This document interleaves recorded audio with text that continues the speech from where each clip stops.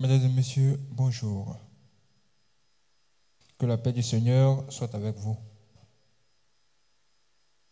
La dernière fois, nous avons parlé des gens qu'on appelle les enfants de malédiction. Je vous ai dit que les enfants de malédiction, ce sont des gens qui sont sur la terre uniquement que pour faire de mauvaises choses. Et ces gens-là, ils sont nombreux sur la terre et ils sont attirés que par le mal. Maintenant, aujourd'hui, Dieu m'inspire à vous parler de ceux qu'on appelle les enfants de bénédiction. Maintenant, qui sont les enfants de bénédiction? Si vous avez bien suivi la première partie, vous allez savoir que les enfants de bénédiction sont bien évidemment le contraire des enfants de malédiction. C'est-à-dire que si les enfants de malédiction ne sont que attirés vers le mal, les enfants de bénédiction, eux, ils seront attirés vers quoi maintenant? Eux ne seront qu'attirés vers le bien. De façon naturelle, sans faire d'effort. On ne force pas. Mais pour en savoir plus, nous allons entrer d'abord dans notre Bible et nous allons découvrir l'un d'eux. On va entrer dans Job, chapitre 1, verset 1. Dans Job, chapitre 1, verset 1, il est écrit ceci. Il y avait dans le pays d'Uz un homme qui s'appelait Job. Et cet homme était intègre et droit. Il craignait Dieu et se détournait du mal. Est-ce que vous avez vu comment on parle de ce monsieur? Est-ce que vous avez vu comment on parle de cet homme? C'est comme on peut dire qu'en Côte d'Ivoire ici, là, en Côte d'Ivoire ici, il y a une personne. Il y a vraiment une personne. Cette personne-là craint Dieu. Cette personne-là se détourne du mal. Ça veut dire qu'ils ont vu que de toutes les personnes qui se trouvent dans ce pays, il y a véritablement une personne qui se démarque des autres par son attitude, par son comportement. C'est une personne juste dans toutes ses voies. Et le plus important, c'est que la personne a véritablement la crainte de Dieu. Quand vous êtes comme cette personne, nous on dit que vous êtes un enfant de bénédiction. Donc, si tu cherches à savoir c'est quelle personne on peut vous regarder pour dire que on va faire comme cette personne-là pour ressembler à un enfant de bénédiction, voici la personne-là qui est ici. Cette personne-là, c'est Job.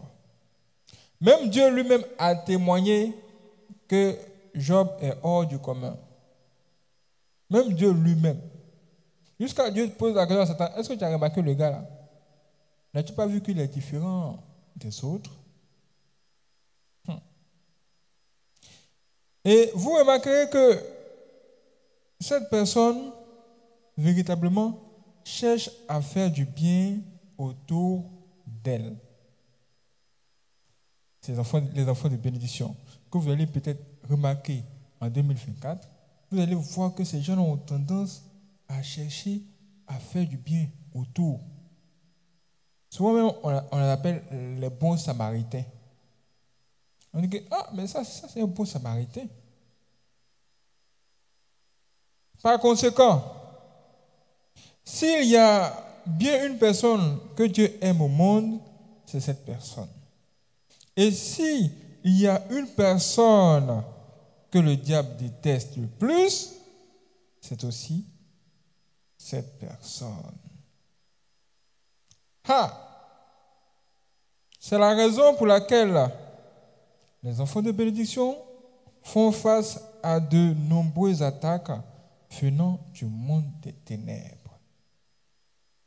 Ça veut dire que si toi aujourd'hui là, tu dis que tu vas prendre la décision pour changer l'orientation de ta vie, tu veux devenir comme Job, tu veux devenir un enfant de bénédiction. En tout cas, Dieu va applaudir pour ça. Dieu va t'acclamer. Les anges même vont l'accompagner. Ils vont même chanter pour toi. Mais, je dis bien mais sur la terre ici, le diable ne va pas acclamer pour toi. Les sorciers ne vont pas te remercier. Ils ne vont pas t'applaudir. Ils ne vont pas te dire, oh, félicitations.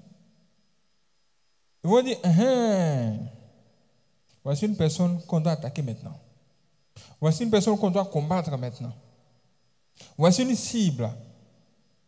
Du coup, tu vas devenir la cible de tous les sorciers du pays. Ça veut dire quoi?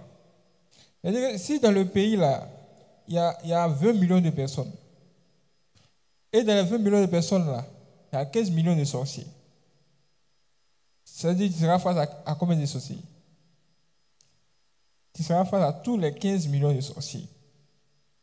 Une personne qui craint Dieu face à 15 millions de sorciers.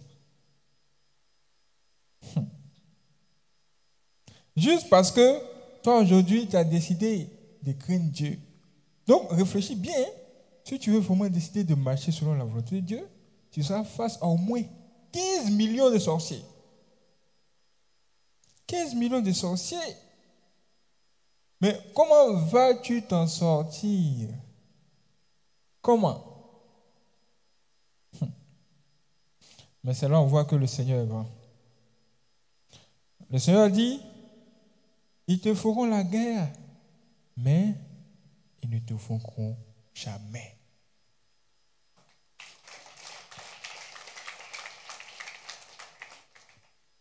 Ils te feront la guerre, effectivement, bien qu'ils soient plus nombreux que toi, mais ils ne vont jamais te vaincre. En fait, qu'est-ce qui se passe? 15 millions de sorciers là, c'est égal à un esprit. 15 millions de sorciers est égal à une personne, un esprit, un comportement. Ils sont 15 millions, mais ils ont tous le même comportement. Donc, pour les éliminer, c'est facile. Si tu arrives juste à identifier le comportement, tu sauras que tu es face à une personne qui n'est pas une bonne personne. Ainsi, toi, tu sauras comment éviter les mauvaises personnes. Ça fait que quand tu as quitté Gagnoua pour aller jusqu'à où tu veux aller, là, tu vas éliminer au moins 10 000 sorciers. Parce qu'il y aura 10 000 pièges sur ton chemin. 10 000 pièges, 10 000 comportements bizarres.